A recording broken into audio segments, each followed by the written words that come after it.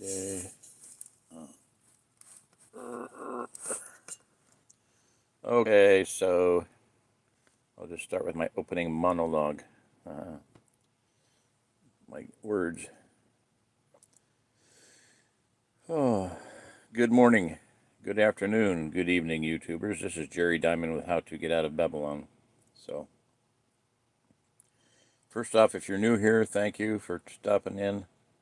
Hope you're blessed. I've been praying that people who need to hear what I've got to say will tune in, okay? And last night we had a person like that. Teresa's in Southern California. Wanted to go to Alaska. Wanted to go somewhere where the good people are. Well, there's several million good people here. But I figure about 30 to 40 million more. So if you want to have one of the greatest adventures of your life, come on out here to the OzArk Plateau. Put a dot on Springfield, draw a 120-mile radius, circle around it with a compass, and you've got the safe region. The OzArk Plateau is defined by, I'll give you the four city corners that are outside of it, but not out to these. But if you look at it on a map, you'll see these four cities just show up like very clearly. St. Louis, Kansas City, Little Rock, St. Louis, Kansas City, Tulsa, and Little Rock, Arkansas. So, let's see, one in Missouri, one in Kansas. Kansas City's at Kansas. One in Oklahoma and one in Arkansas. That's pretty cool because that's the four states that are parts of that are comprised of the OzArk Plateau. The OzArk Plateau. I'm trying not to mumble. I had a stroke, so bear with me. Sometimes it's kind of hard to talk right, and it's definitely hard to move right. I feel so retarded when I'm trying to do something with my left side. I'm not totally decrepit, but I could be a lot better. I fell today really hard. I came in from outside. I was trying to get into the Airstream. I'll recap that real quick. I was trying to get into the Airstream to start the stove. Well, I couldn't get in. The lock is buggered up. I don't know if somebody squirted glue in it or what, but I'll find it out. Could have been, it's down. The key gets from the bottom, so I can't imagine that too much water could have got inside of it. Well, it could have melted and flowed down into it from above, I suppose. Kind of hard to believe because it's all completely covered. Anyway, I couldn't get in. I got really wet, got icy feet. Came in. I went to step up into the bedroom, the bathroom area. Slipped and fell and slammed down on my back really hard. So I didn't get hurt. I didn't break anything. So I didn't get hurt terribly bad, but it took me a long time to get back up on my feet. That's hard. So anyway, I'm not in the great shape right now. Okay, so OzArk Plateau, 4 cities, 4 states, okay. The 4 states are Missouri, about 40 counties in Missouri. Go down to Arkansas, about 12 counties in Arkansas. Kansas, there's about 5 to 7 counties in Kansas, southeast Kansas. And then 3 to 5 counties in northeast Oklahoma. Now, the closer you get in there, the better. Like I said, the center of a circular area that have seen for decades, a couple of decades anyway, is about 2000, 1993 and back. 120 miles around Springfield. It kind of takes in the river basins. And that's got a good place to have fruit production. And as long as you're inside the river basins, you're good. The river basins are the Mississippi, be west of the Mississippi, absolutely. No matter what you do, do not be east of the Mississippi River. That is zombie apocalypse land. Don't be north of the Missouri River. Get south of the Missouri River. Then if you got a problem, you can walk, if you're west of the Mississippi, south of the Missouri, and north of the Arkansas, look where those are. Those kind of define the OzArk Plateau. And then on the west end, there's several rivers, the Brown, the Grand, the Marie de Seine, Sac, Osage, a lot of rivers that are barriers. But there is a corridor out to the northwest. So I believe there'll be more people coming from the west, north and the west, than from the east. Even though that 60 to 75% of the country's population is east of the Mississippi River. Okay, get that through your head. Let me say it again. 60 to 75% of the country's population is east of the Mississippi River. That is a massive amount of people. And I'm not saying people are bad. Not all people are bad, but a lot of them are bad. A lot of them are very evil. A lot of them are extremely evil. I mean, there are people that are eating people right now. cannibalism is going to be rampant in this country. Evil, murder, just for the sake of murder, is going to be rampant. So I'm not going to go into that because that's not my shtick right now. So the Ozark Plateau is a gigantic, and I mean massively gigantic, gargantuan. You can't even. Most people have no clue. They cannot wrap their head around it. But it's what I see, what I've been shown by Father, and that is that it is, in essence, a gigantic, gargantuan safe haven, refuge, castle, fortress. Why do I say use the word castle and fortress? Because a castle and a fortress is someplace with walls, with barriers that'll protect it. And it does. It has rivers on three sides. YO, Stan and Holly Deo, husband and wife team. He has a map, and all he did was he took a topological map of the United States and colored in all the lower areas and made them blue instead of green. Green does nice lowlands, river basins and valleys and stuff. He just colored them all blue. So you take it up to about 600 feet, ocean levels at 600 feet, and you got the Ozark Plateau is virtually a island. It's a peninsula with a very narrow connection to land. Okay, it could get to that. I'm not saying I totally believe it, but I think it's going to come to that because, for a lot of reasons, it makes sense geologically. You look at how many future maps of the United States. There's Edgar Casey, Gordon Michael Scallion, Stan Deo's, the U.S. Navy map, for crying out loud. Look at that one. There's a U.S. satellite map of what the country is going to look like if the ocean levels rise. It's just a black and white. It's so old, it's black and white. But they were concerned with this and were aware of this situation probably 50 years ago, that they figured ocean levels someday were going to rise. Maybe that's because they planned it. Maybe because the enemy's planning it. I don't know, whether they nuke Antarctica, and melt a bunch of ice, which they could be doing. I don't know. I've seen some pretty weird things. When you see an entire landmass moving like a flood, somebody's doing something there.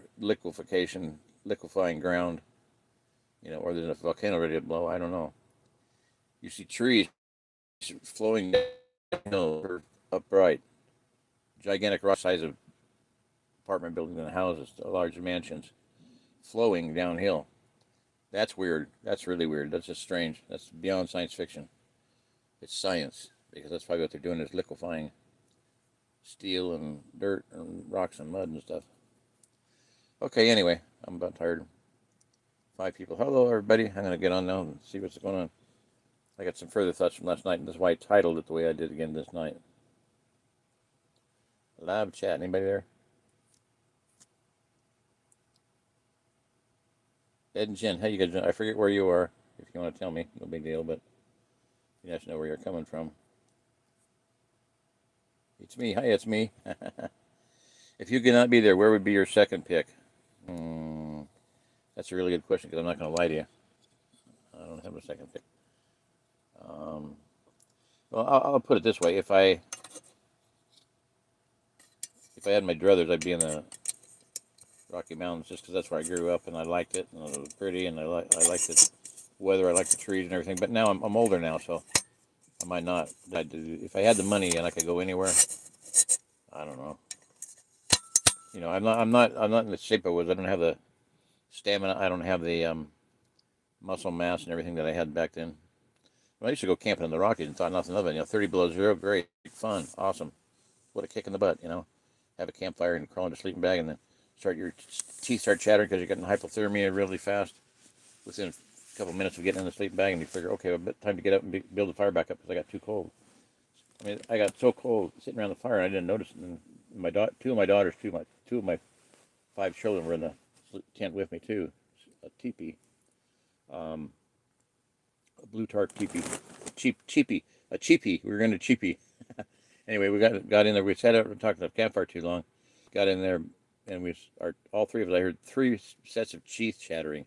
So we got back up. Had something hot to drink and built the fire back up. It was still going. Thank heavens. It would have been miserable if it wasn't. If it died out, it would have been miserable. It was like 3 minutes of getting in. We were all, shivering really bad. So I had them all get up. My son, Ian, my oldest son, he always sleeps through Diamond family survival situations, and this was one, because we could have, if given another situation, if we'd been there by ourselves and didn't have the fire built up, we could have had serious problems, because There would have been no way that Ian could have had enough body mass to warm us back up. So we had 3 hypothermiating bodies. Ian slept through the whole thing. He never woke up. Reason being, when we got through eating, he's still this way because he works really hard. He works during the day. He was just a little tyke back then, but he was just innately, instinctively, he ate a hot meal, got in his sleeping bag, and went to sleep. He never woke up. He never got chilled at all. He was warm the whole night, probably hot. So anyway, we didn't do that. We stayed up being stupid and whatever. But that night, I heard a woman say, I want to preface it by saying, twice in my life when I've been up camping at 30 below zero, because at 30 below zero, you got to understand, the fire is flickering, the campfire is flickering, and you look up and you can see the stars, and you're up at 10,000 feet, and it's like the stars are just crystal clear. They're glazing, glittering white, twinkling. But there's also, because of this cold temperature, there's about billions and billions of ice crystals in the air, and the moonlight and the starlight and the campfire is flickering off of those. So it's just beautiful. So 2 times in my life I've heard someone say, this is the best time to go camping when it's 30 below zero because it's so beautiful. What I just said, they went on about that. Both times, the person that said that was a woman. I've never heard a man say that. So, suck it up, guys. Get tough. You might have to do that someday. I'm thinking more and more problems between people where they're at and getting here in this way of getting here. Ed and Jen, I'll try to get back to the question. I don't know. I'll have to mull that one over. I would like to be in the Rockies, but it's just not tenable. I don't look at anything. I'd like to be somewhere I can help the most amount of people come here, which would probably be in the Rockies, probably be west, because I go back to over and over again. I'll reference the book. There Is No Death by Sarah Lanell Minet, Minet, Lanell, like Janelle, but Lanell. That was her father's favorite prostitute, so he named her after his favorite prostitute, Sarah, and he beat her and stuff. That's why she ended up having this vision, because she tried to commit suicide, and she failed. She was taken to heaven and shown all this stuff. So everything in the book, not everything in that chapter 4, I see the future. It dovetails exactly with what I see happening. Just from a science viewpoint, from a prophecy viewpoint, from other prophecies about the Bible, dovetails exactly with what I see it going down, and absolutely nothing that I disagree with. So if you want to read what I think is going to happen, go to that book. And I'll tell you this: Ed and Jen, you asked the question, is where will be my second pick? Okay, for beauty and stuff, I would love to be in Montana or Idaho. I went up there, Idaho and Montana both, and we tried to, I wanted to move up there. I wanted to relocate up there. Didn't work out for God had other plans. He knew better. But and the 2 women up there asked me. They said, "Should we move? Should I relocate?" And one sent pictures of her house, and we get 20,000 pounds of blueberries every year, and blah blah blah. And I was like, "Oh my gosh!" I told them basically, if I were there, I would just stay there, and if it meant dying and defend what you got there, I'd be happy to do that, because I would feel like I was defending a little bit of heaven. I love it up there. And I canoed on the Bitterroot River on our honeymoon. The Bitterroot River's up in Idaho, or in Montana. Probably goes into Idaho too, but we canoed it up by Missoula and Hamilton, up in there. So it was an awesome time. We dumped it a couple of times, but so I've been up in Montana, Idaho both. I went to Idaho to visit Bo Greitz's development of Almost Heaven and Doves of the Valleys, Doves of the Mountains, Valleys in the Mountains, whatever, from Ezekiel 7:25. Those who are in the city would die by starvation, but those in the fields would die by the sword. But those that survive, of those that did survive, will be as doves in the valleys of the mountains. And so Bo Greitz had one place called Almost Heaven.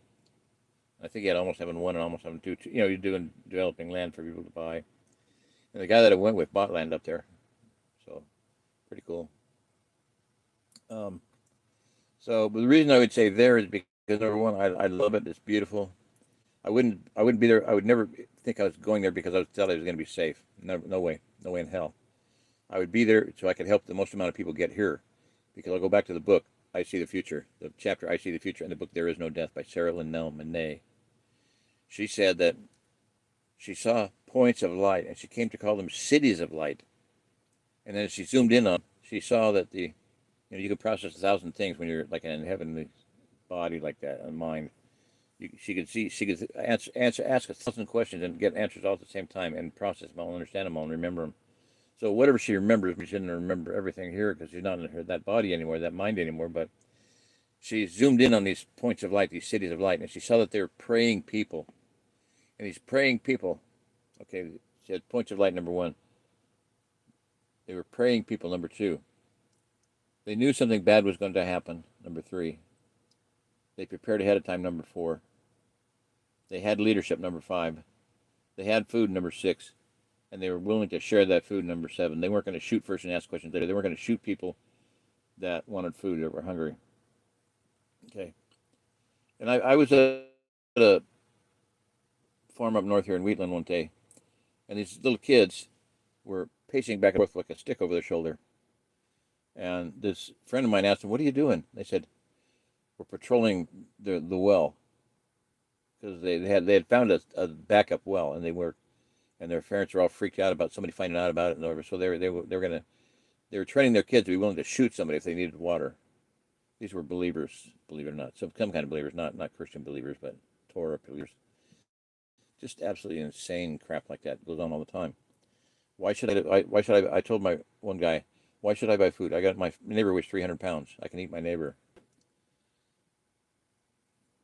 I'm serious. I talked to one guy, a very spiritual guy, godly man. He said people in the church that he goes to, Christian survivalists, which I say is an oxymoron. It's a contradiction in terms. You can be a Christian and a survivalist, because a survivalist is us four, no more. Shoot first, ask questions later. When they come to your door and they're hungry, your biggest question is, should I feed them or should I eat them? And these men are planning on shooting their friends to get their guns and ammunition. They go to a Christian church, and they're planning on shooting their friends when the shit hits the fan. These are not Christians. They're not going to go to heaven. They're going to commit murder. They're going to be dead spiritually. I think most people that are selfish are going to die just out of stupidity from killing somebody that God sent to keep them alive when they, send a medic, because they're going to. He sees ahead of time. This guy's going to cut his leg really bad. He's going to cut his femoral artery with a chainsaw. So I better send him somebody to patch him up. Boom. The guy that's going to patch him up, the angel is dead. This person's going to die of a disease, so I'm going to send him somebody with the knowledge to cure them. Boom, dead. Very sad, but it's going to happen. And then the sad thing is, after the first one, they're all free. Once your conscience is seared, it's over. Game over. The book There Is No Death. No, I was going to say another thing about. Okay, so in that book, there were 20 or 30 points of light. Only 20 or 30 in the whole country. Only 3 or 4 were in the east, but most of them were in the west. Okay, so most of the people are going to get here are going to come from the west, and whether they're small groups or large groups, I don't know. But that's why I'd rather be there than if I went here. If I went here, get here. I believe that the day will come when there'll be convoys of semis loading people up and bringing them. Get a good cart, get a good bicycle. Number one, get good boots and good clothing. You need to be wearing your shelter. If you don't have something you can survive in an extreme cold, get it. Okay. Look at the movie First Blood, Rambo. He's in a cave. He's been beaten and stuff, and he makes a poncho out of something or other, makes a torch out of something, and he survives. He's trained to survive in cold, heat, whatever. Okay, so drive now or walk later. If you want to come now with your tools and your equipment, especially your tools, equipment, what is the biggest value that you have? What's the most valuable thing that you have? Answer that question for me, somebody. What's the most valuable thing that you own? Come now with your tools, equipment, your family, and be part of the solution, or come later with having lost part of your family, lost all of your family, lost part or all of your tools, part or all of your equipment, part or all of your vehicles. And be more of a part of the problem, because you're going to have to be helped instead of being able to be here and helping people. And the whole thing about Bo Gritch and doing this SPIKE seminar was, SPIKE stands for Specially Prepared Individuals for Key Events. We're coming up on those key events, friends. And I'm telling you, I heard him say so many times, friends, it's time to circle the wagons. It's about time to do that. Okay, circle the wagons. Now, I mean, get ready for onslaught, because that is what's going to happen. We're going to be attacked, invaded from all four sides, from the north, the south, the east, and the west. Russian, Chinese are coming through Canada. Koreans, Chinese, whatever, coming from Mexico. Invasion from the east coast, invasion from the west coast, to the Rockies. Nothing. I don't think anything really. And then I think about 20 on the west coast. How far? Well, probably right up to the Rockies. And it makes all kinds of sense, So I heard that verified just in this last year by somebody that told me that they heard the same thing. And tell me who said it. I don't remember though. So anyway, crack, slide. Look at the trench. Look at the floor of the Pacific Ocean, west of the continental United States.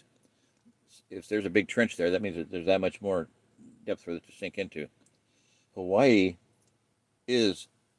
Hawaiian Islands is the largest mountain on Earth.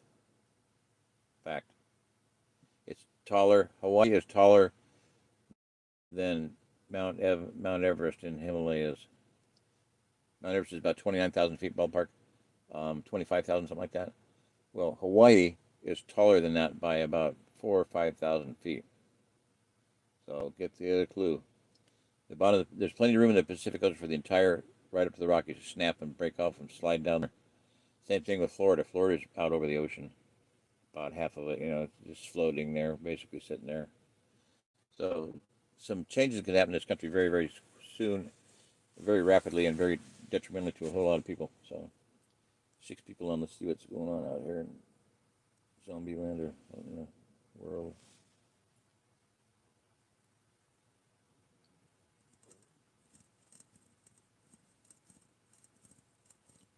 Hey, is that in Kaboon? Seabrook, Texas. I don't know where that is. I'll look it up. That don't sound good. It's on the sea. Gar Udiant. Hello from North Carolina. Hi, Gar. A.M. the Brew. Another French name, I think. I pray you will feel better, and the Lord God Almighty will protect you and provide, oh, sweet, everything you need. Like you, I'm not going anywhere. I'm physically disabled, praying for everyone. Yeah, thank you. From Pittsburgh, Pennsylvania. Ooh. We'll go back to that in a minute. Too cold up north. No, it's not. Just man up. Love Montana. Yeah, I love Montana and Idaho. South Central Kentucky. Okay, look. Get a book. I'm serious. Get this book and read it. Civil War II by Tom Chittum. I've recommended it 1,000 times. Get that book and read it. I read it about 2003. And having been to every Patriot meeting that we could go to in Denver, every Prophecy Club meeting, heard hundreds of really good speakers over the years. I mean, to the point where once I was it was called The Shocker by David. I can't remember, but it was a independent. He was a prophet pastor from California, I think from Los Angeles. And it was terrifying. It had black helicopters, FEMA cans, guillotines, whole 9 yards, UN troops. It was just massive, just an avalanche of evil, nasty stuff he's telling everybody. And my wife's best friend at the time, her only friend in Kansas, said, if my daughter Nicole was not here with me, I would be laying in the middle of that aisle, curled up in a fetal position, crying my guts out. She was so overwhelmed by what was presented in that presentation. So my son Ian, by this time, this is about 2003, like I said, we went viral in 1993. I woke up and we just started going whole hog. We went to every Patriot meeting, every militia meeting, every meeting. If there was a meeting up and down the Front Range, we went, and we always took our children. We didn't babysit them. We didn't let them be babysat. We were always with us. We took with our babes in our arms. We just agreed we weren't going to crawl under the bed and suck our thumbs. We were going to just stand up to it and face it and deal with it. Okay, so we dealt with reality. We believed in having guns and stuff, and didn't worry about the other stuff. My opinion from the start has been, people worry about stuff. They worry about this and that and the other thing. And I was like, look, if you don't have to make a life or death decision about that right now, don't worry about it. if a day comes and somebody says, "Hey, you got to repent, you got to denounce your God or die," then you renounce your God and die. But until then, why worry about it? Why worry about guillotines? Why worry about chemtrails? Why worry about all this crap that everybody worries about? So anyway, we went to these meetings. So we'd heard a bunches of speakers, and so we're at that meeting that I was just talking about, the shocker, like David, somebody Dave, I don't remember his name. He was blind in one eye and whatnot. But anyway, we're at the meeting, and I'm in the bathroom, and my son is at a urinal to my right, and an old man, but shorter than my son, was in a urinal to the left, standing there, taking a leak. And the man looks up at my son, and he goes, he's almost shaking, in fear. He goes, "This is," his voice is kind of cracking. He goes, "This is quite overwhelming." And my son says, "Yeah, but when you've heard it as long as I have, it just gets boring, you know." I mean, 14 years old, and yeah, it just gets boring. So that's where we're at. I don't worry about all that crap. Just deal with it. You got to make a decision at some point. When you got to cross that bridge, then you come to it. Like Mary Jo Kopechne said to Teddy Kennedy, "Teddy, dear, I think I'm pregnant." And what is Teddy's reply? "Don't worry, Mary Jo. We'll drive off that bridge when we come to it." She died in a car accident, floated off the bridge. Anyway, that's just kind of a joke. Lighten up a little bit. Lighten up, people. Lighten up. So anyway, we'll cross that bridge when you come to it. Don't worry about it now. But what I would worry about now, or can be concerned about, is planning ahead, is dealing with reality. Okay, and the book Civil War II, with all of that, that's where I started to go. And I actually remember. See, I did full circle. I came back to where I wanted to make a point. With all of those meetings and all those examples and those bunny trails I went on, just put it. That was really cool. I did bunny trail after bunny trail there, and came back right back to where I was. The reason I said all that and telling about my son and my wife and this meeting, David, whatever his name was, the shocker meeting, because having been to all those meetings, by the time I read Civil War II, that was the most frightening and sober book I had read in a long time. His thesis is this. I'll say it briefly: that the South, the West, the southern region of the country is going to be taken over by either, Mexicans in the Southwest, blacks in the Southeast, and the North will be pretty much held by white people. And there will be, at some point in time, there will be about a 3,000-mile long, right across about I-70 or so there, a 40-mile wide DMZ, readily available howitzers and cannons can do. Okay. Americans are so stupid and so, head in the sand, head in the. Okay, I'm going to do a Forrest Gump thing. You know who Forrest Gump is, right? Forrest Gump, the movie. Watch Forrest Gump. Tom Hanks. Anyway, and it's a different one. It's taking that nail, hit it, hammer, point after point after point, just hammering that nail home, point home. I guess I should keep one eye open instead of closing both eyes. Sorry, where was that? I don't know where it dropped off. Thomas Cook said this. I'm going to do it in Forrest Gump's language, or yuck, your head, your butt is wrong. If you want to get your butt run over, stay where you're at. If all you're worried about is being warm or cold, might as well stay where you're at and be drowned. Just trying to be honest. I know there's a late girl that I grew up with. I'm talking grade school, first grade. I met her online because I had a dream about a woman that said, I was like, she was a godly woman, had never given in to drugs and sex and everything, and was a holy woman of God. And I woke up and I was like, it was a little girl. All I saw was a little girl, but I knew that about her. I woke up and I was like, Lord, who was that? And the Lord told me. So I got in touch with her on Facebook, and we connected and just kind of did a catch-up thing and thought about, well, that's pretty weird, So whatever, for whatever reason, I'm not, my point I want to make is she's a woman, she'll pray for somebody and they'll be healed, type things. And she'd gone to a doctor's appointment, got a ride to a doctor's appointment, and was on the way back. And this road was just water flowing across it, like 4 foot deep. Couldn't go through. Well, the guy had picked her up, lived the other way, back toward the. So she just said, "Well, I'll just get a ride from here. We'll see you. Bye bye. Thank you for He said, "No, I can't let you leave here like this. He's not safe." He said, "Don't worry about it. Jesus will take care of me." And she shoot him off. And she goes to the first car. knocks on the window. Can I get in your car and wait with you, and then go? You take me home? Sure. It's a 19-year-old kid or something like that, young kid, and she gets in the car, sits down, and the guy starts yelling out, "I've got to get out of here! I've got to get out of here! Texas is going to be underwater. I keep having these dreams every night. Texas is going to be underwater. I got to get out of here." So this water had just totally freaked him out because he knew that Texas was going to go into the ocean.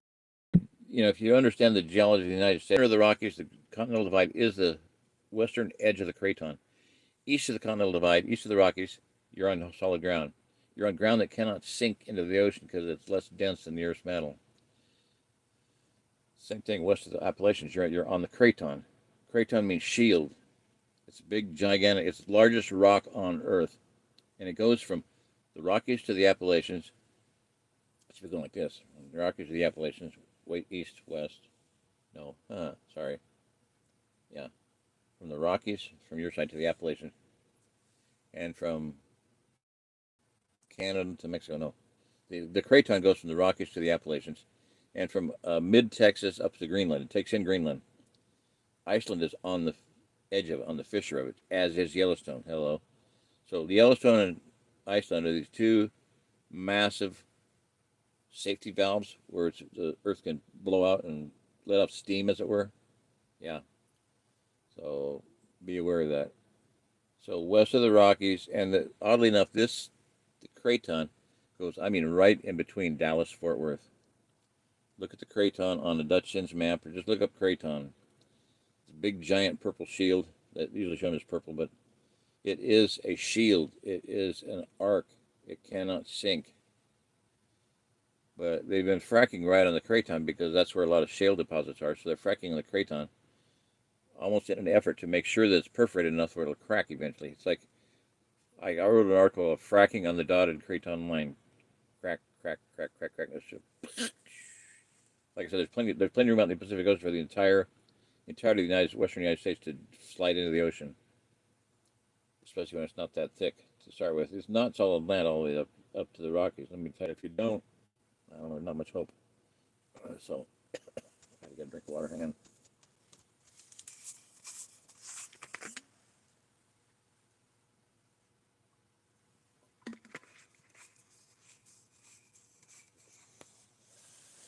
So, I don't know. Here we are.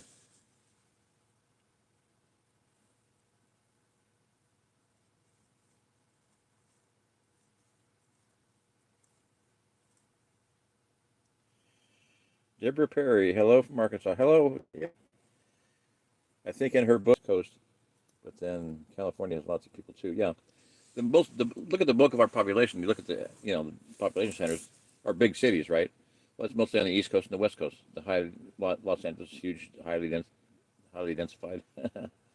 What is New Jersey known for? Stupidity, high population density.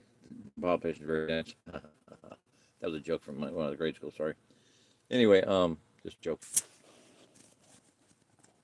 West Virginia. Hey, country roads, baby. You seen the song on Country Roads by Hermes House band? Hermes, Hermes House. It's a Nordic group. Phenomenal little presentation of that. Really love it. They act it out, in an old country town. Gar Udient. How far inland will the East Coast tsunami come? I don't know. I've heard some people say you're safe 1,000 feet above sea level, but others have said 2,000 feet. There's no way to tell that. I don't know.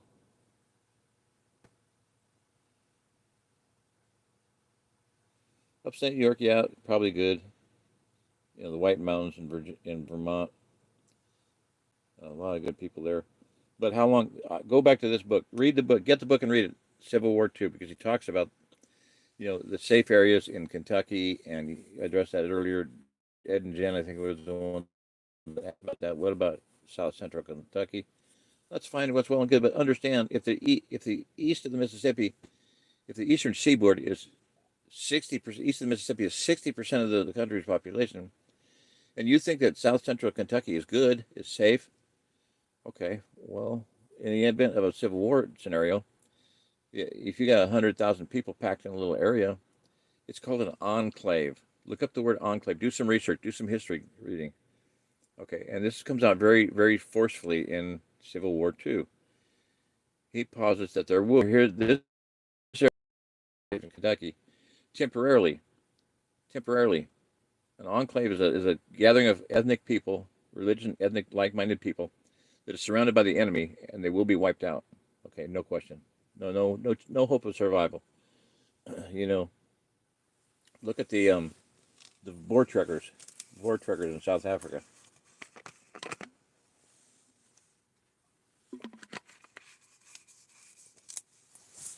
I'm going to tell the story because it's important. Okay, whatever year it was, in the year of our Lord 18, whatever it was, 18 something, I think 1897, something like that. About 484 Dutch, the Voortrekkers, like they were, settlers, farmers, went out and they were surrounded by 20,000 Zulus at Blood River. It was named Blood River because what happened there. Blood, Bloed, Blood Rivier, Rivier, Blood Rivier. However you say that in Dutch South African. Okay, they're surrounded. They defeated the 20,000 Zulus. Why? Because they prayed, they consecrated their battle to the Lord, and they said, if you bring us through this battle alive, we will forever consecrate this day as to worship and honor you for this, our salvation. So I kid you not, for 20 years, I'd written that. I wrote about that in my book, How to Get Out of Babylon. You can get it free on Lulu.com as a PDF. You can order from them. They just charge you for the cost of the printing and shipping. I don't make anything on it. I never did. Well, for all I did, I never got any of it. So I've been out there site, How to Get Out of Babylon. Find out on Web Archive. I'll put out. They're attacked by 20,000 Zulus. No, not the case. 484 men and a few women. I'll dispute that, but I heard there's a woman there. Okay, hauling ammunition. Okay, but anyway, these men went out because they were constantly being attacked, just as they have been since 2001. White Christian farmers are being killed, slaughtered, raped, pillaged, bellies cut open, pregnant women bellies cut open, strung up, eaten. Just horrific things being done to them. Farm after farm after farm. Well, that was happening back then, and so they determined that they're going to wipe us out. They're eventually going to wipe us out. So we need to go out and fight them. So 484 men went out looking for this army of 20,000 Zulus, and they found them. Or they found them, however you want it. They went out looking for them. They found the battle they were looking for. But every night they would have a meeting, and they would have preaching, and they would pray on their knees and beseeching God to spare their lives and bring them through this horrible conflict they knew was coming on them. And it did. It came on them. And there was one wave of assault, and they repelled it, and they regrouped, and they came back again, a second wave of assault. And on a third wave, they were out of ammunition. They had no ammunition. And all of a sudden, the enemy broke and ran. And later they captured some of them. They said, why did you run away that third time? Because of those gigantic white warriors behind you.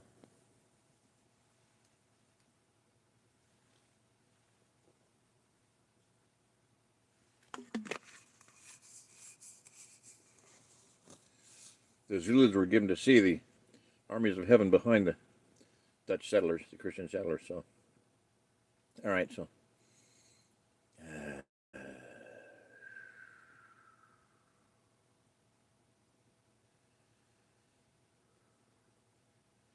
What's going to happen here in this country is going to be far worse than South Africa, far worse than Bosnia, far worse than Argentina.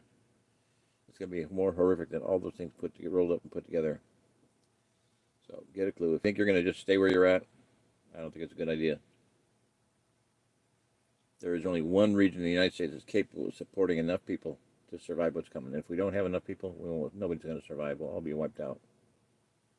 But I don't believe that'll happen because I believe God has a plan. He's had a plan. He knows what he's doing. He's been doing this.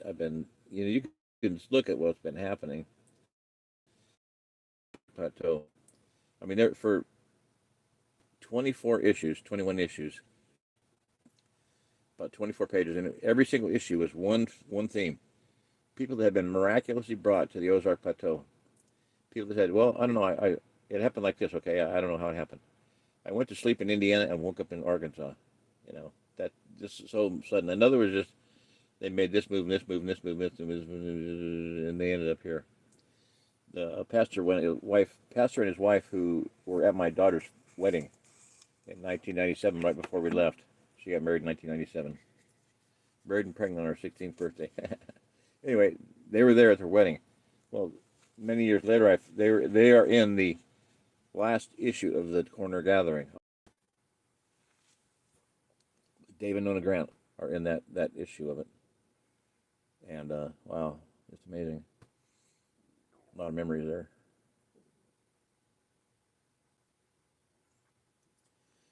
Enclaves, yeah, there's some safe places here and there, but understand this: if 60% of the country's population is East Mississippi, a lifeboat, and you have the Titanic going down, and you have only a certain number of lifeboats. That's off a sinking ship. Ship is sinking. Only place above water is going to be the Appalachians and a few other, like the Ouachita Mountains in Arkansas and the Ozark Plateau. And east of Mississippi, not much is going to be viable, because every safe haven, every little thing like that you think might be safe is going to be overrun by hordes of people, which is exactly what Sarah Linnell Monet says. Is that, and I didn't finish the last thing. I said she saw those points of light. There were people. They were praying. They knew something bad was going to happen. They prepared ahead of time. They had leadership. They had food, and they're willing to share that food. And the thing that she saw kill more people than anything else in the United States, including nuclear war, devastation, plague, she saw 2 diseases, a massive earthquake that just totally shook the whole country.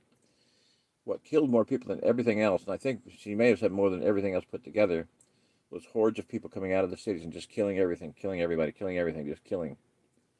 Zombie apocalypse, okay? So, do you want to be in a little tiny place where the zombie apocalypse is going to hit you, or do you want to be you'll be overrun in about, a matter of minutes? There is no safety in that kind of scenario, people. Factor is, she said this, and I totally agree with this. She said there's only 20 or 30 in the West, 20 or 30 total, most in the West, only 3 or 4 in the East. But she said she was given to understand that they were going to go to another place, a singular, another place. Well, if the people in the East go West and the people in the West go East, it's the Ozark Plateau. And she said it would be a mountainous area. Well, that's the Ozark Plateau. There is no other place. Well, why can't people just read the book? Read that chapter at least. Get the chapter. Or I read it online. On my YouTube channel, go to search How to Get Out of Babylon, my channel, and then put in I See the Future.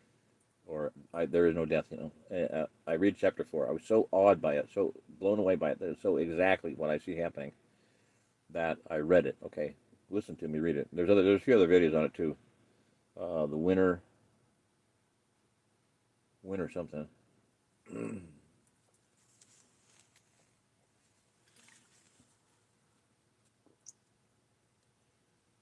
Something winter. Anyway, there's other videos on it, but I read it, so please listen to that. These little enclaves, you think, what's a safe haven?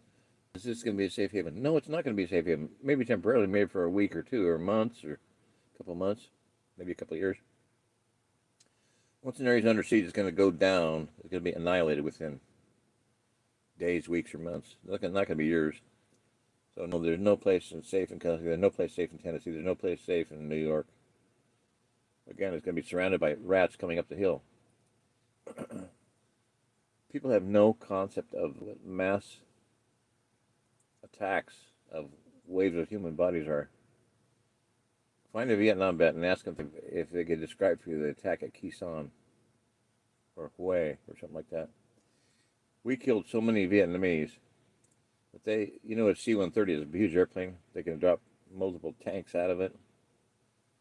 They had pallet loads I don't know, hundreds of pallet loads per plane. They were throwing bodies on pallets 24 hours a day practically, and dumping them, running them out to sea, and just dropping them out the back. Boom. They didn't use a parachute. They didn't waste parachutes. They just dumped them. I mean, thousands upon thousands, probably 50, 100,000 bodies. Just cross-tied, three bodies, cross-tied, 130 after C-130. So just imagine this little teeny area that you think is safe in Kentucky going to get overrun by hordes of evil people that want to kill, just to kill. They're not killing. They're not going to be attacking and killing for drugs or weapons or sex or nothing or TVs. They're just going to be killing and leaving the bodies lay. They'll eat them too, but killing just to kill. That's what she said. Listen to me read the chapter, people.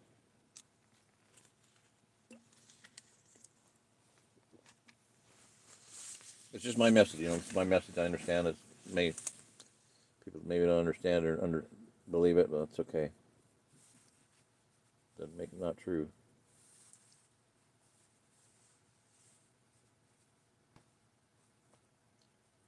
Because that gets definitely out.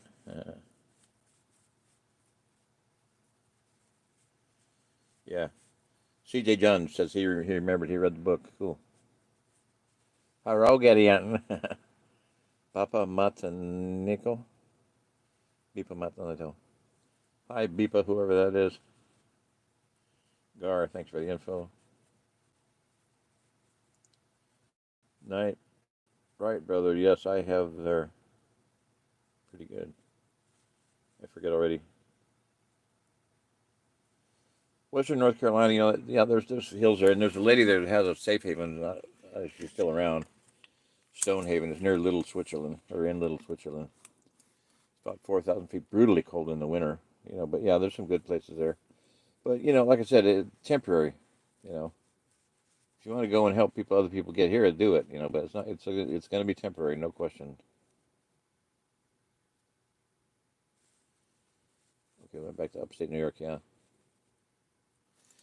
Okay, Gar Udian asks, how far inland will the East Coast tsunami come? Who knows? I mean, it's all science fiction and stuff.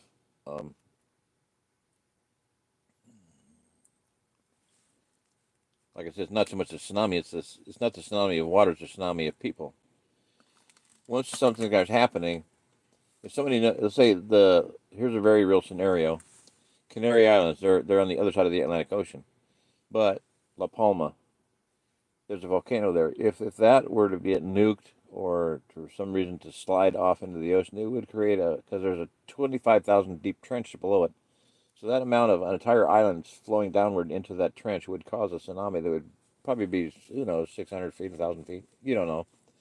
But once the second it hits, if anybody's got a word of it, they're going to start running. What are they going to do? They're going to start running uphill. They're going to start running west. They're going to start running the Appalachians. But now the Appalachians are completely covered with everybody on the East Coast.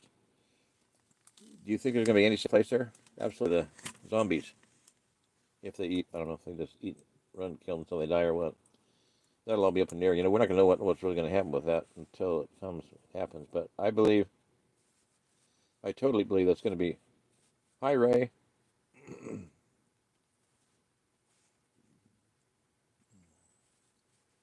I totally believe it's going to happen.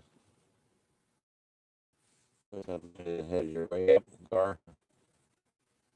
If anybody wants to get in touch with me, I'll put my email here too, and I want to put it in the description, and I'll put in the comment too. But dmnds2001@yahoo.com.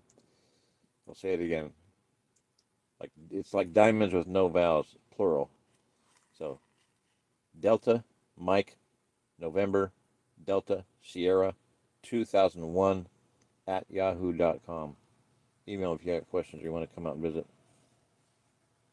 Horn Pits, hello there. Sister 19 LOL online. Want to be your neighbor? Well, that'd be nice. Yeah, come on, be a neighbor. It's not too bad here. I mean, the weather's not that cold. I mean, we got winter, but it's been increasingly mild. This last winter's been ridiculous. I mean, we got all the way through January without hardly any cold weather that I would consider cold weather. Normally, when we live in Kansas. Okay, we lived in Kansas for 4 years, and winters were brutal there. And my wife said it was boot camp for Missouri, getting used to ticks, chick, and we live in a county house. No insulation whatsoever. So I had to keep that stove cranked, and it always had to be up and going. Never let it go out. Even though we went out for a weekend, the stove never went out. I started one fire, and whatever year the second last year we were there, I started a fire. It was going all winter long. I started a fire the second winter. So the last 2 winters, I started 2 fires. I didn't get up in the morning and stoke it, and I didn't I mean, I didn't get up and have to start a fire. No, it never went out. Even if we went over for 2 or 3 days, there was still enough coals in there to keep it going. That's the kind of stove you got to have as a good stove. Anyway, my point is that it's not gotten cold enough this year to even do that. Today I was going to go and actually start the stove in the Airstream so I'd have.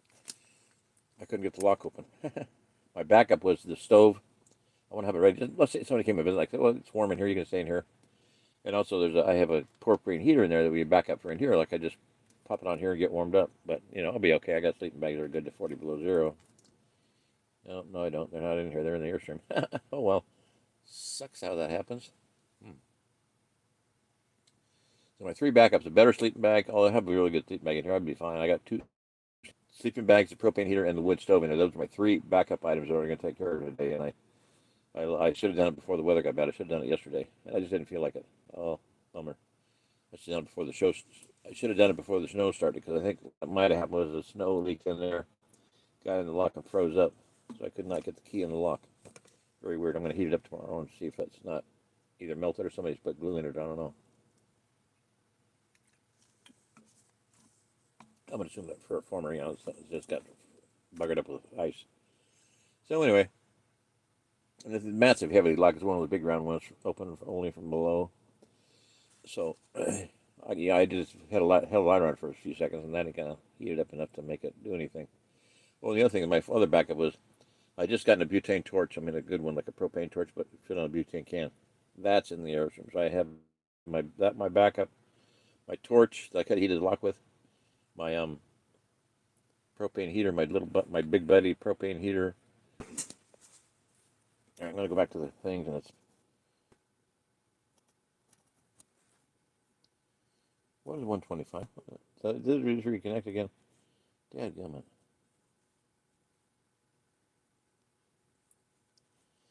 The Marauder, she said. I remember. Yeah, awesome. CJ John, that's awesome. You read that. Everybody should read that. Please read it. Or listen to me read the chapter.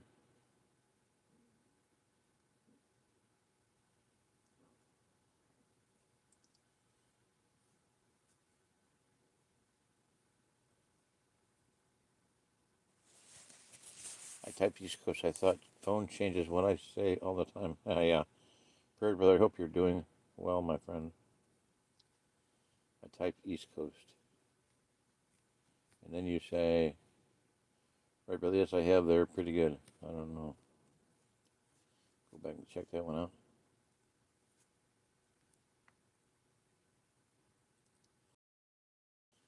East Coast, let me answer that one.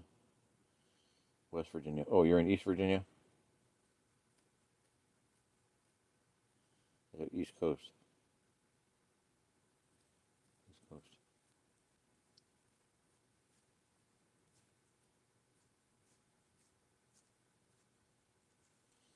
I think in her book, most of the West Coast will be destroyed by the nuke and the tsunami wave. But I do agree there are lots on the East Coast, but then California has lots of people too. Deborah Perry, hello from Arkansas. Hello, Deborah Perry in Arkansas. I hope you're in Northwest Arkansas.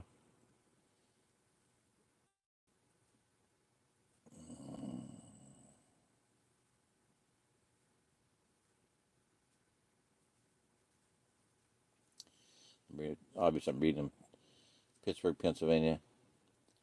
And I apologize, people. I can't remember everybody. I've been in contact with literally thousands of people over the years, and I can't remember what state everybody's from, so I try to, but I'm not going to be able to do that. Gar's from North Carolina. Ed and Jenner in Texas. Seabrook, Texas. That doesn't sound like I'm going to be near the sea. I'll look it up later. If you're south and west of Dallas, you're not on the Craton. If you're north and east of Dallas, you're on the Craton. So if you're north of Dallas, Fort Worth, you're maybe on the Craton. Not necessarily. Follow it. Look at where the Craton is, and you learn that because that's the major safe region in the United States. Craton is going to determine a lot of what happens here. And it's all just simple science, all real clear, simple geometry, geology to me, no question. Okay, AM Abreu is physically disabled, not going anywhere. And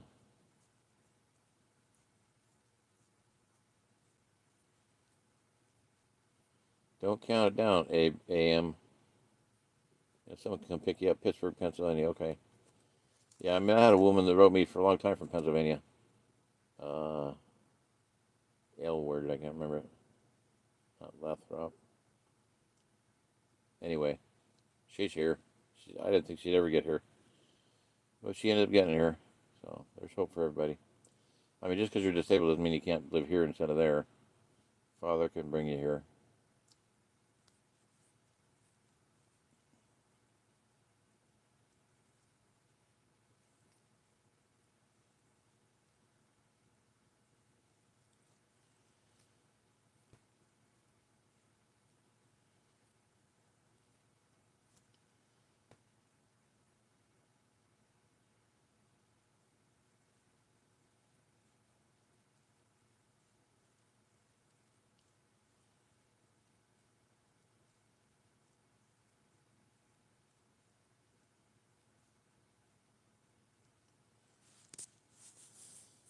Ed and Jen said, I want to be your neighbor.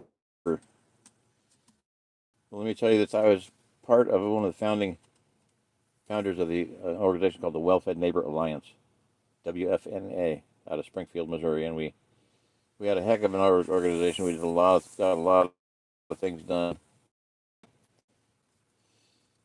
Propose and advertise a 10,000 garden project for Missouri and a 1,000,000 garden project across the United States. There was a thing called I can remember the website, but it was one of those bulletin board groups, forums, whatever. Anyway, we got a lot of the stuff done.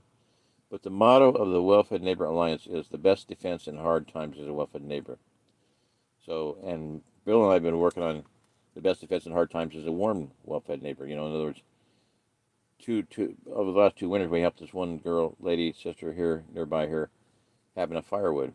Now she's got it in her head, and she's got enough firewood. She's got some trees down. She's got her own source of firewood. She can do it herself now. Another couple we were having problems with last year winter with firewood, and they come over and get some, and I was getting a little irate about it because, it ain't worth it. It's too much labor, time, money, effort. Well, Bill and I are around out busting our ass every day in the summertime. People out drinking and watching TV and partying and, smoking cigarettes. And then they want to come over here and say, oh, we need wood. We're cold. Oh, too bad. Don't be a grasshopper. Be an ant. Prepare for the winter. When every winter, right now, winter's coming next year. Well, I think Phil's finally getting through to his head is that, he's always saying, in April, he'll start saying, winter's coming, and he'll start getting ready, start cutting wood, dropping trees, and we got about 15 trees down out there, and, got a full wood shed and stuff, and I've got 4 cords of wood, and he's probably got 10 cords of wood, whatever. So, but the thing is, I think it's finally getting through his head. I said, Bill, you keep telling people in April, winter's coming, and get ready, and nobody does. They don't listen to you. But I'm telling you, this winter's here, it's coming. Guess what? Next winter there's going to be another winter, and the winter after that another winter, and the winter after that another winter. So don't be giving all your wood away. You may need it next year. You may not be able to go out and work. You may not be able to cut wood. You may not be able to be as healthy as you are right now. And he's finally feeling he's kind of figuring out that he's not Superman. I hope he can get that through his head. And it's nice to be able to be in a position where you got so much firewood that you can give it away, and that's wonderful. But last year we weren't. We weren't in that position, and it's up to him. I don't care. It's his work. But last year I had to tell him. I said, look, I can't keep up with you. And he dropped a whole bunch of wood, and I said, if I go down and try to get that up out of there, it will kill me. I will be dead. And it will be good for nobody. So I'm not going to do it. I said, I've always tried to be out there right next to you and helping you when you're out doing the wood, but I can't do that anymore. I'll go out and help him if I can. But if I can't do it, I just put it out of my mind. I'm not going to worry about it. Tractor fires up, wood splitter fires up. If I can go out and help, I will. But if I can't, I don't worry about it. I'm not going to worry about it anymore. So, all right, well, it's about time to call it quits here. I don't know why I said 9 minutes there. 9 minutes. Yeah, keep buffering. That's what I was thinking. 9 minutes and 37 seconds. Wonder how many there are going to be.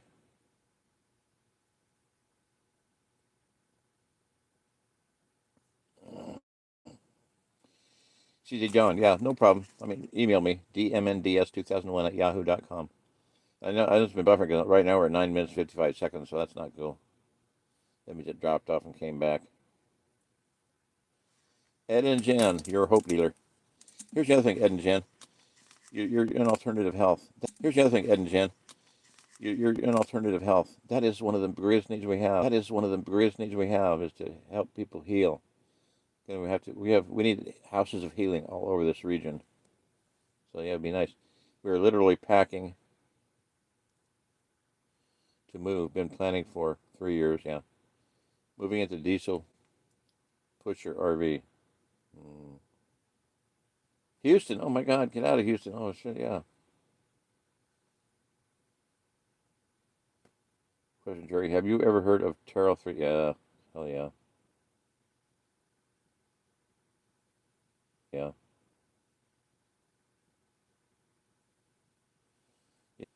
Yeah, unfortunately he came here.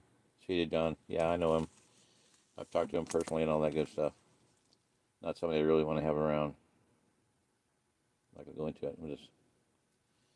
Dutch Sense has a YouTube channel, talks about seismic activities, plates, volcanoes. Yeah, oh, yeah, dude, YouTube. Dutch Sense is phenomenal. And it's his fault that I lost a whole night's sleep one time. That's what he's the one that taught me about the Craton.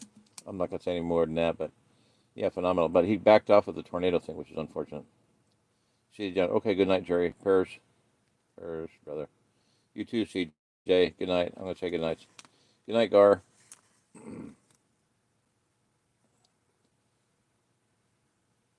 Terrell 3. We'll talk about him too. Yeah,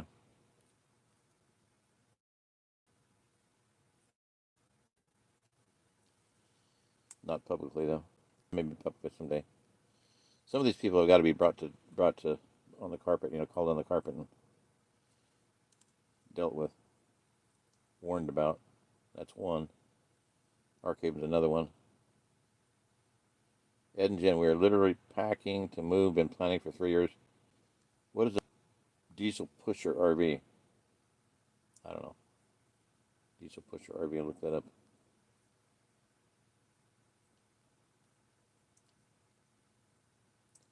Ed and Jen, if you head this way, I'm about 1 hour north driving time of Springfield, Missouri. So in Cedar County, west of Humansville, north of Stockton. So, and there's other good places around here. I don't know. I'm not saying this is the best place because it isn't. It may not be, but it's where I'm at. It just happens to be where I'm at. My family's here, and some friends are here. And not that I'm what city are you close. I just told you. What are you asking that question for? I just told you. Isn't that funny? North of Springfield, Missouri, 1 hour north drive time. Humansville is on I-13 north of Springfield, and I'm 15 minutes west of that. And you find Stockton Lake, which is pretty easy to find. I'm north of that about 20 minutes out in the country. So, yeah. See, John, yes, it's a good book. Sarah's book. Yeah, very eye-opening and sobering. There is no death. Let's look for the Civil War book. Yeah, good, CJ. What's your email again? Delta, Mike, November, Delta, Sierra, 2001 at yahoo.com. DMNDS2001 at yahoo.com. I made it because I was pretending like diamonds is Hebrew. It's diamonds plural because it was a diamonds family. So diamonds plural with, but take out all the vowels. DMNDS2001 at yahoo.com. There you go. Email me. Yeah, send me an email. I'm looking forward to talking to somebody and seeing somebody get real and get here. Gar, head this way. Absolutely, brother. Ray's already here. I just don't get to see him too often. He's down in the Pomona area, I think. You want to be my neighbor? I want you to be my neighbor. I'm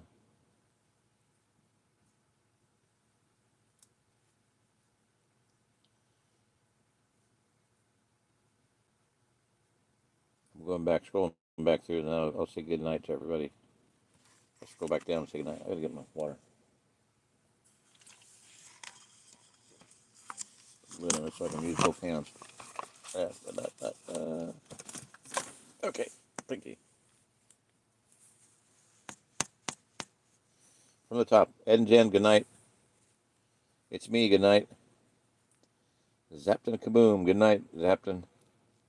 Good night, Ed and Jan. Seabrook, Texas. Near Houston. Oh my gosh. Hello from North Carolina. Gar. A.M. Hebrew.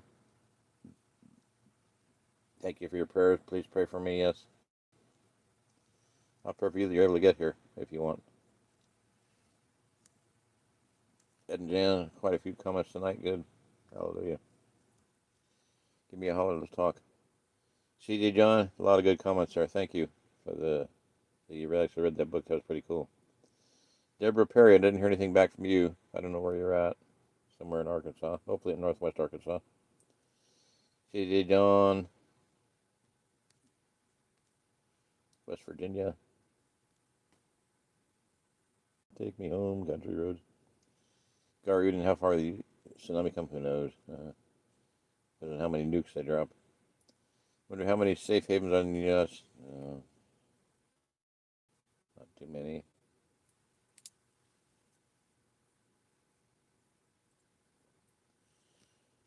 Gar, good night, Gar. Good night, CJ. At one point, CJ, you said, right, brother. Yes, I have there pretty good. I have no idea what that was about.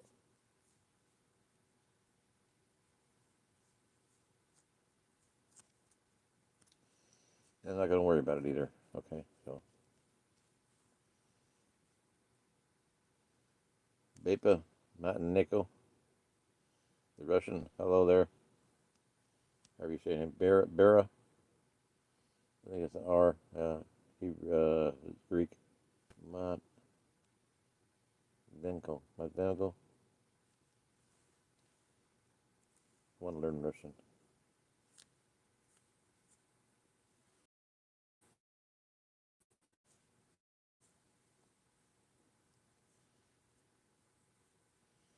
But yeah, Ray, I'd love to see you this spring. I'll message you soon. CJ, good. Looking forward to it. It's a bus, yeah, but a pusher. I mean, it's rear-wheel drive, yeah. Cool.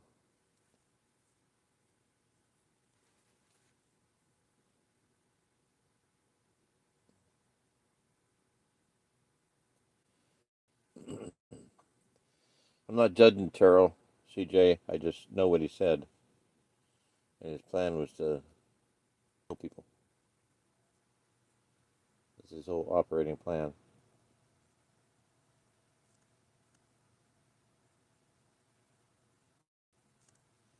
Good night, CJ. Good night, John Boy. Good night, Mary Ellen. Good night, Ed and Jan. Good night, Ed and Jan. So exciting, man. I'm getting excited. We really need to see some people show up here. I'll tell you that.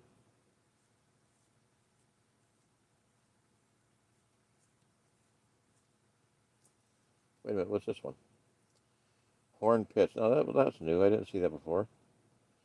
I saw Sister 19, LOL. Horn Pits. Huh. Hello there, Horn Pits, if that's your name. That's about everybody. Yaddy Anton didn't say nothing tonight. What's up with you, Yaddy Anton? See you, John. Okay, good night, everybody. I've said my goodbyes. Good night. 10 on. Cool. Ed and Jen, I hold you to that. You come visit me in your bus. Please do. That'd be so much fun. We'll have a big bonfire and camp out and cook out and all that good stuff. Bring your tools. Bring your goodies. Bring your equipment. Bring chainsaws. All right, good night. I'm calling it good.